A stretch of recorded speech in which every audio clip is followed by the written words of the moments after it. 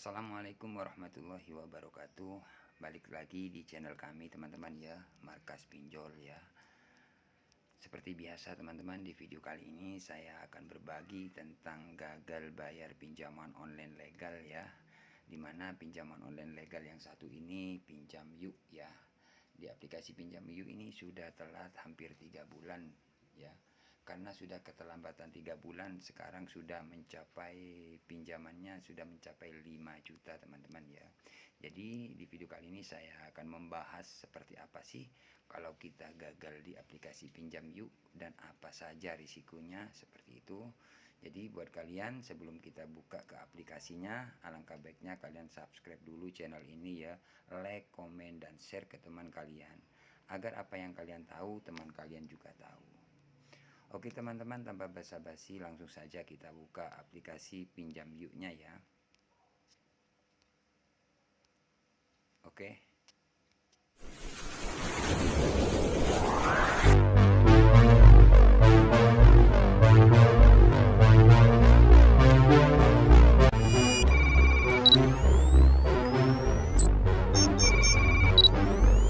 Teman, di sini saya sudah buka aplikasi Pinjam Yuk ya. Oke, nah di sini sudah tertera ya teman-teman 5 juta. Jadi untuk pinjaman awal sebenarnya bukan 5 juta karena sudah telat atau gagal bayar ya. Hampir 3 bulan sudah mencapai 5 juta ya. Jadi bunganya tetap berjalan teman-teman ya. Oke, lewat jatuh tempo di sini cicilan 1, cicilan 2 sudah jatuh tempo semua teman-teman ya. Tanggal jatuh tempo 2022 bulan 5 bulan 10. Jadi hampir 3 bulan ya, seperti itu. Oke, kemudian di sini bayar sekarang. Nah, salin di sini teman-teman bisa lihat kan totalannya 5 juta kan untuk keseluruhan seperti itu karena sudah telat. Sebenarnya kan pokok awal bukan 5 juta ya karena sudah keterlambatan sudah mencapai 5 juta. Oke. Buat teman-teman, risiko apa sih kalau kita gagal di aplikasi Pinjam Yuk ini ya? Yang pertama-tama ya, untuk pengalaman kami yang pertama-tama pastinya kalian akan dicat, akan ditelepon dari pihak aplikasi tersebut ya. Misalkan kalian sudah gagal atau telat bayar ya, itu sudah pasti teman-teman. Karena dari pihak pinjaman online cara penagihannya memang dari chat, WA, dan telepon. Nah seperti itu aja ya. Jadi saya ingatkan atau saya sarankan buat kalian, misalkan kalian telat bayar ya, dipastikan kalian harus kuatin mental. Itu yang pertama. Kenapa saya bilang kuatin mental? Karena cara penagihan dari pihak pinjaman online Pinjam Yuk ini ya, biasanya kalau kita sudah telat ya, satu hari itu biasanya lebih dari 5 nomor yang berbeda. Itu cara penagihannya. Itu yang pertama ya. Jadi kalian harus kuatin mental. Nah misalkan kalian ada chat atau tagihan dari pihak aplikasi tersebut melalui WhatsApp atau WA, kalian balas aja ya. Kalau misalkan kalian masih belum ada dana, kalian konfirmasi masih belum ada dana seperti itu ya, masih nunggu gajian atau seperti itu. Jadi intinya kalian respon dengan baik agar kalian masih ada itikat baik lah ya. Misalkan teman-teman tidak pernah balas ataupun membuang nomor yang didaftarkan, itu kalian biasa dianggap kalian sudah kabur, sudah tidak bisa dipertanggungjawabkan. Nah seperti itu ya anggapannya dari pihak aplikasi, karena sudah tidak aktif nomornya, nomor yang didaftarkan pula sudah tidak aktif. Jadi intinya kalian dianggap kabur ya, itu sepengalaman kami. Nah itu yang pertama ya untuk cara penagihannya. Jadi yang pertama kalian harus kuatin mental ya, karena kalian akan dapat chat ya dengan nomor yang berbeda-beda yang akan masuk itu setiap hari ya. Oke, yang kedua teman-teman ya, biasanya yang ditanyakan oleh teman-teman yang gagal bayar, bang gimana bang, ada penyebaran data nggak untuk Pinjam Yuk misalkan kita gagal?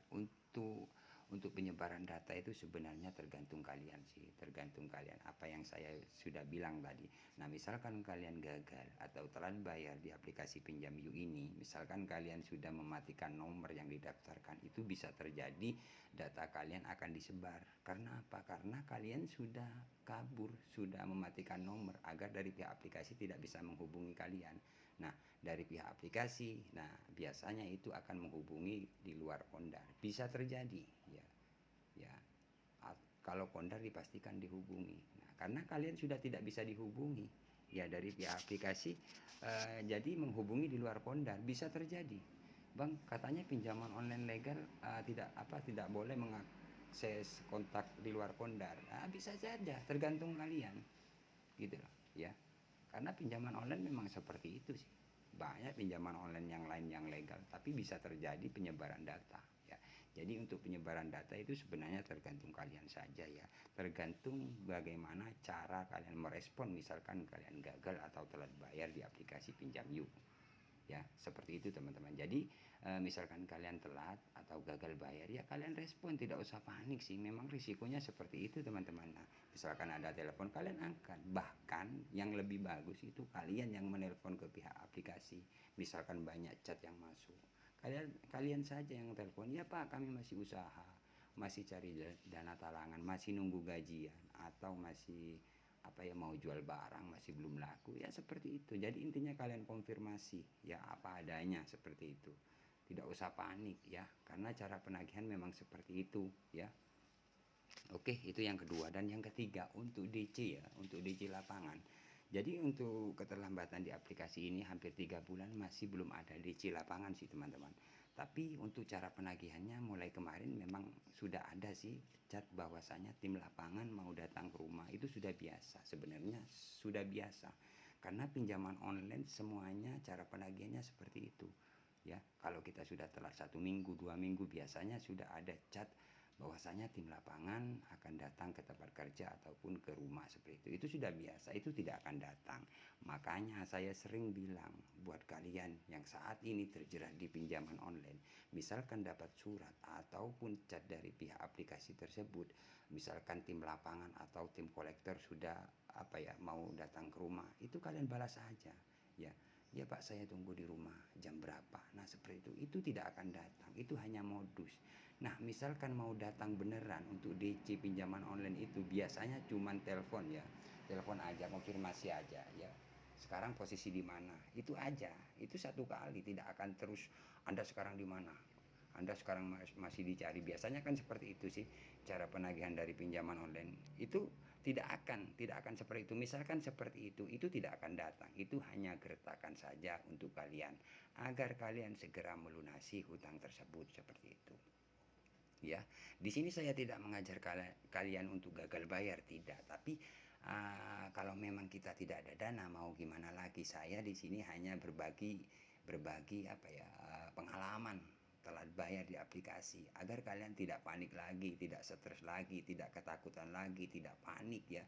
Karena pinjaman online ini ya, kalau kita tidak kuat mental biasanya kita panik ya, takut, seperti itu. Karena kita akan mendapat teror terus, tiap hari dapat, seperti itu. Memang seperti itu sih cara penagihan, karena kita pinjamnya lewat aplikasi, bukan kita ke kantornya kan, seperti itu. Jadi misalkan teman-teman yang saat ini gagal di pinjaman online, kalian tidak usah panik. Yang pertama, kuatin mental, itu yang pertama. Dan yang kedua, kalian harus merespon misalkan ada chat dari pihak aplikasi, misalkan kalian telat bayar atau gagal bayar ya. Itu yang kedua, kalian harus merespon. Jadi masih kelihatan itikat baik, seperti itu ya. Nah misalkan teman-teman sudah ada dana ya, kalian lunasi ya teman-teman. Karena hutang tetaplah hutang ya, hutang tidak akan lunas sendirinya ya. Tapi setidaknya kan kalian tidak panik, misalkan kalian merespon, kuatin mental ya. Kalau bisa kalian telepon ke pihak aplikasi, ya Pak masih cari dana, masih nunggu 3 bulan lagi. Jadi manfaat untuk merespon dari pihak aplikasi itu sebenarnya banyak sekali sih. Nah misalkan teman-teman sudah bunganya sangat besar dan tiap hari bertambah, nah misalkan kalian sering merespon, itu biasanya ada penawaran dari pihak aplikasi tersebut. Kalian disuruh bayar pokoknya saja. Nah, misalkan kalian hutang 4 juta dan sudah keterlambatan mencapai 3 bulan, biasanya sudah mencapai 5 juta ya. Itu seumpama seperti itu. Nah di situ kalian disuruh bayar pokoknya aja, pokok awal disuruh bayar 4 juta. Makanya saya sering bilang, misalkan teman-teman gagal di pinjaman online apapun, bunganya setiap hari bertambah, kalian harus merespon terus. Nah jika teman-teman sudah merespon terus, biasanya dari pihak aplikasi itu menawarkan disuruh bayar pokoknya saja. Nah kan seperti itu teman-teman.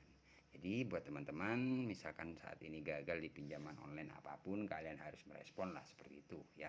Itu saran dari kami. Misalkan kalian tidak merespon ya itu hak kalian ya.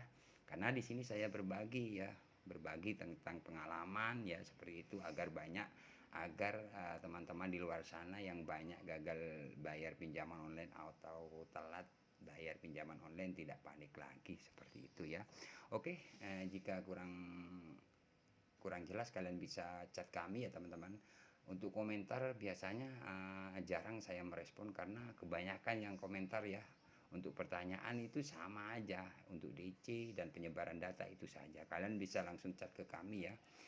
Jangan lupa like, komen, dan subscribe channel ini ya. Saya akhiri. Assalamualaikum warahmatullahi wabarakatuh.